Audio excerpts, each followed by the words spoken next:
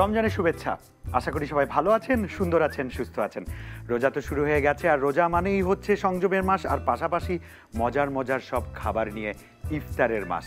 আমরা জানি সারাদিন রোজা রাখার পরে একটু মুখরোচক, একটু ঐতিহ্যবাহী খাবার যদি থাকে আমাদের ইফতারের পাতে, তাহলে কিন্তু আমরা সুস্থ যেমন থাকবো, তেমনি আমাদের খাবারের আয়োজন আমাদেরকে মনের আনন্দের খোরাক দেবে। তাই তো নাগরিক টিভির পর্দায় হাজির হয়ে গেছি আরএফএল গ্যাস স্টোভস প্রেজেন্স আপনাদের জন্য রান্নায় ঐতিহ্য অনুষ্ঠান নিয়ে। আমরা প্রতিদিন আসবো ঠিক বিকেল 5টায় আপনাদেরই প্রিয় চ্যানেলে নতুন আয়োজন নিয়ে। নতুন নতুন ঐতিহ্যবাহী খাবার থাকবে, আর থাকবেন দুজন, একজন অবশ্যই রন্ধনশিল্পী, আরেকজন আমাদের সবার পরিচিত মুখ। আমাদের মিডিয়া ইন্ডাস্ট্রি থেকে আমাদের প্রিয় মুখদের আমরা ডাকার চেষ্টা করব। তাহলে চলুন, অনুষ্ঠানের শুরুতেই ডাকছি আমাদের যিনি থাকবেন আজকে রন্ধনশিল্পী হিসেবে, তাকে ডাকছি সিমি আপু। কেমন আছো? আমি ভালো আছি, তুমি কেমন আছো? হ্যাঁ ভালো আছি, এবং সময়টা ভালোই কাটবে যেহেতু তোমাকে পেয়েছি। তুমি একটা মজার মানুষ। একদম, কিন্তু আমার মজার চেয়ে খাবার বেশি মজা হওয়া চাই। হ্যাঁ, মজা তো হবেই, যেহেতু ঐতিহ্যবাহী খাবার দিয়ে আমরা শুরু করছি।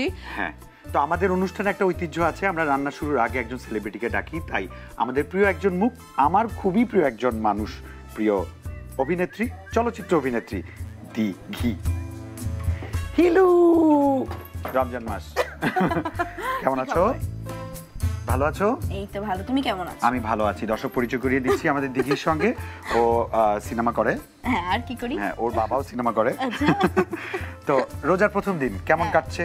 না, রোজা আসলে তো আসলে অনেক ভালো লাগে, কারণ এই যে তোমার সাথে দেখা বেশি হয় তখন।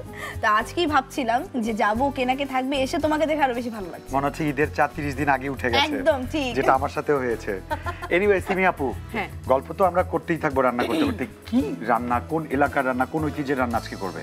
আজকে করবো সিলেটের একটা খুবই পপুলার, ওই এলাকায় খুবই জনপ্রিয়, সেটা হলো তোমার ক্ষীর, মজার একটা ক্ষীর, সেটা হলো বিন্নি চালের ক্ষীর। অনেকে এটাকে বলে কি জানো, বিরুই চালের ক্ষীর বলে।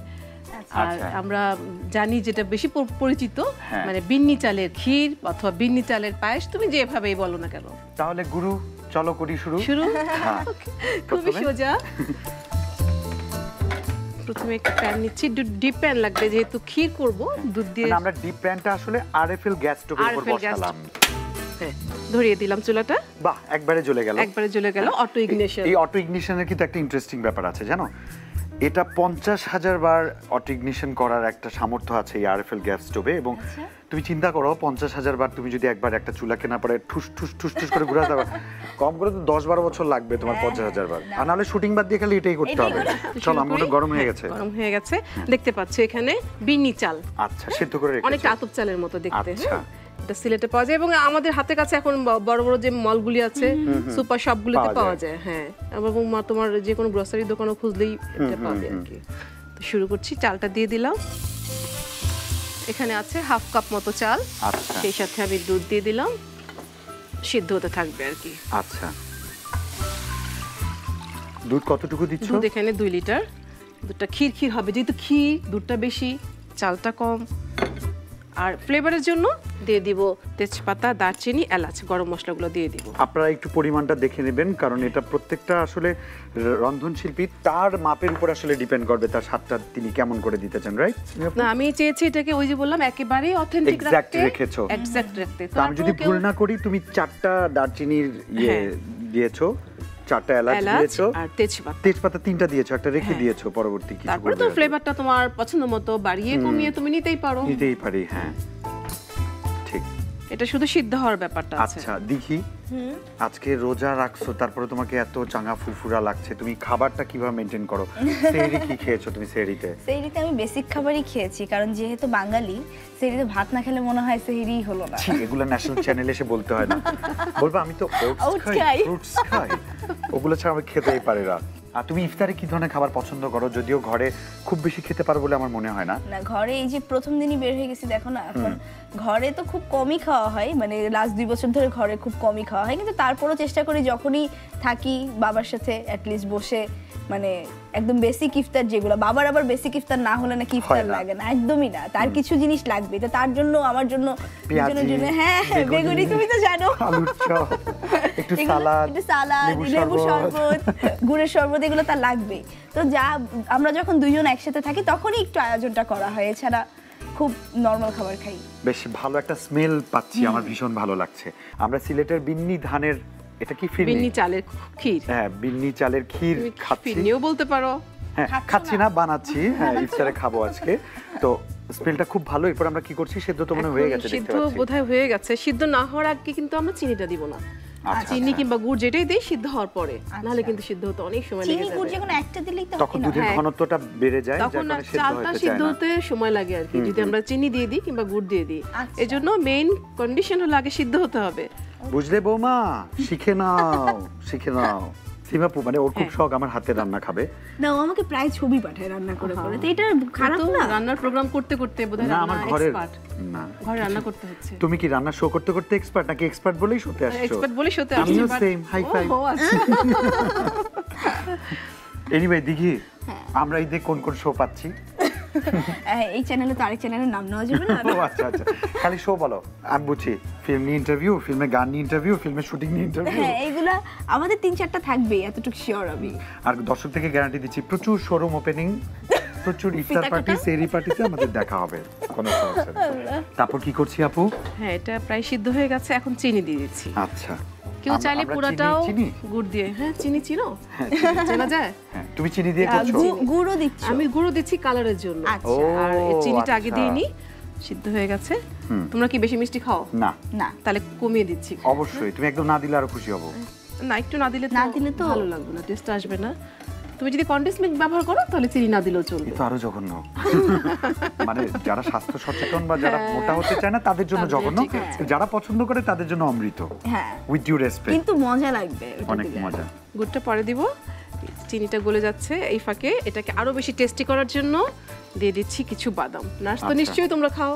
তুমি কি বলো? বাদাম, বাদাম, তোমরা এত বাদাম, বেশি কাঁচা বাদাম দিয়ে দিচ্ছি। সেই এখন বাদাম অনেক পপুলার, বাদাম ছাড়া খাওয়া যাবে অনেক বেশি হেলদি। হ্যাঁ, কাঠবাদাম দিয়ে দিলাম, সেই সাথে একটু পেস্তা বাদাম। এটা কিন্তু তোমার ইচ্ছা, এটা আমার সব না দিলেও চলে।